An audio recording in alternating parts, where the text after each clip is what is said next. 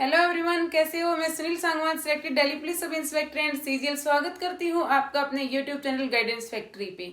आज की जो ये वीडियो है इसमें हम डिस्कस करेंगे सीजीएल 22 के लिए सेफ स्कोर क्या रहेगा। तो मैंने कुछ दिन पहले एक कम्युनिटी पोस्ट डाली थी कि क्या आपको सीजीएल 22 के लिए सेफ स्कोर चाहिए। तो बहुत सारे स्टूडेंट्स थे जिनकी डिमांड थी कि सीजीएल 22 का सेफ स्कोर पे वीडियो बनाओ, तो इसलिए मैं ये वीडियो बना रही हूँ। तो ये जो वीडियो मैं बना रही हूँ इसमें मैंने फैक्टर्स जो कंसीडर किए हैं वो सबसे पहले अभी जो सीपीओ 22 का पेपर सबसे लेटेस्ट में हुआ है तो मैंने उसका जो पेपर आया उस हिसाब से कंसीडर किया है।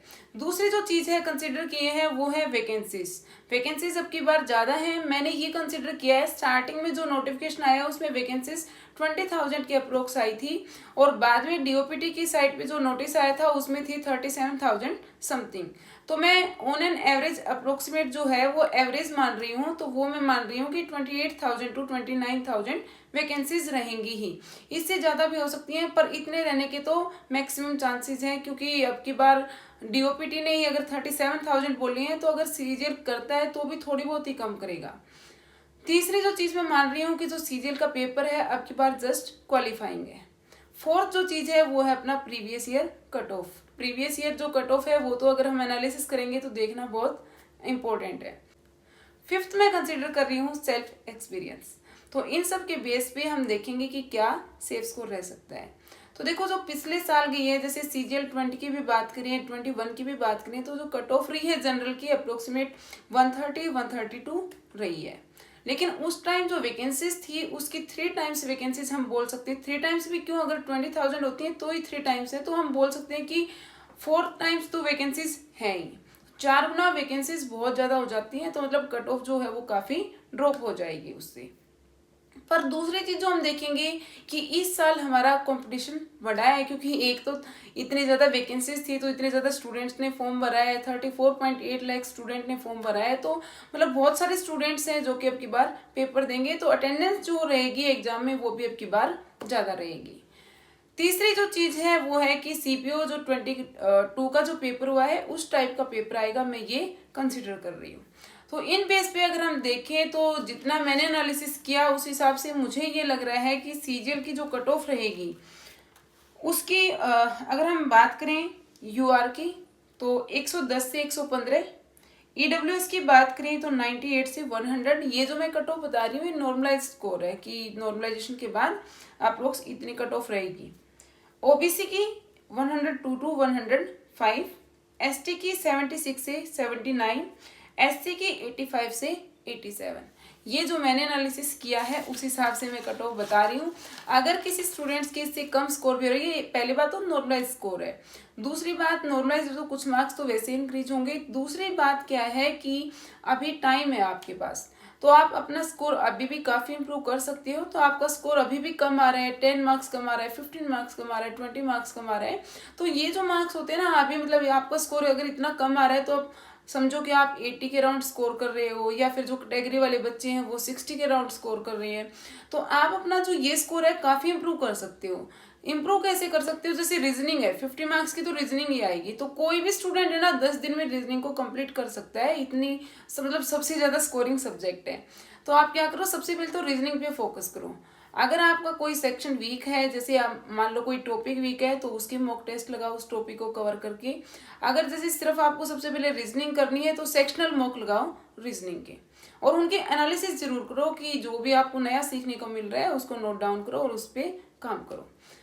दूसरी जैसे उसके बाद हम क्वांट की बात करते हैं, तो क्वांट में ना ऑन एन एवरेज 19-20 क्वेश्चन तो ठीक हो ही जाते हैं।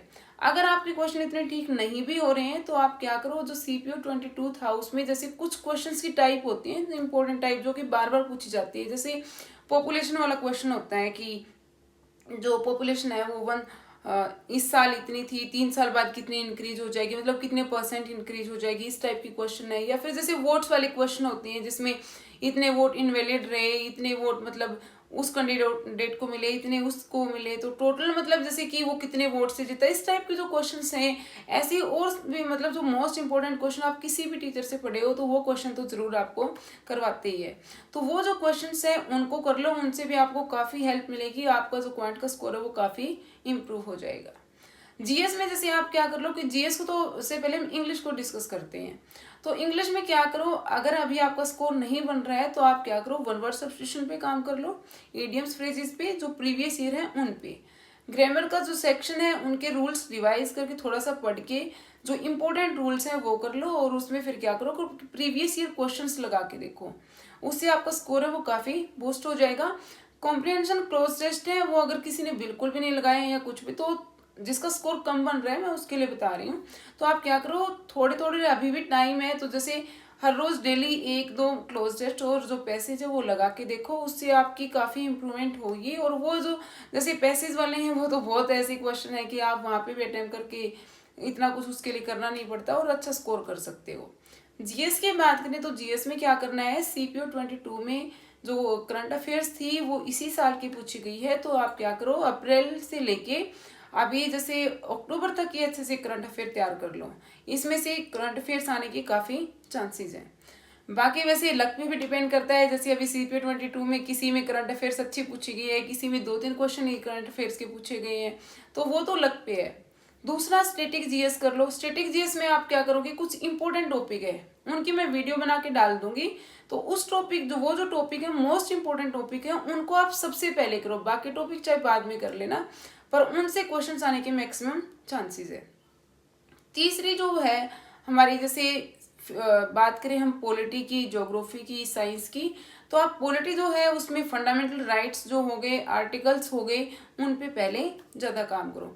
अगर जैसे जो इंपॉर्टेंट टॉपिक्स हैं ये भी कर लोगे, जीएस को जो बिगिनर्स है वो लास्ट में उठाना, पहले जो बाकी हैं उनको करो, और जीएस को आपको क्या करना है, सिर्फ इंपॉर्टेंट टॉपिक्स करने हैं। डेली एक मॉक लगाओ और उसके एनालिसिस करो, तो भी आप अभी भी काफ़ी स्कोर जो है इम्प्रूव कर सकते हो। और प्री तो वैसे ही क्वालिफाइंग है, फिर मेंस के लिए आपके पास टाइम होगा तो आप अच्छे से पढ़ के सिलेक्शन ले सकते हो। तो मेरे हिसाब से जो सेफ स्कोर मैंने आपके साथ डिस्कस किया कि इतना ही रहेगा, और होप सो इतना ही रहे, तो इसी के साथ इस वीडियो को एंड करते हैं, और अच्छे से अपनी तैयारी करते रहो, सिलेक्शन आपका ज़रूर होगा। तो इस वीडियो को ख़त्म करते हैं। अगर आपको मेरी वीडियो पसंद आई हो तो लाइक कर देना, शेयर कर देना, चैनल को सब्सक्राइब कर देना। आपका दिन शुभ हो।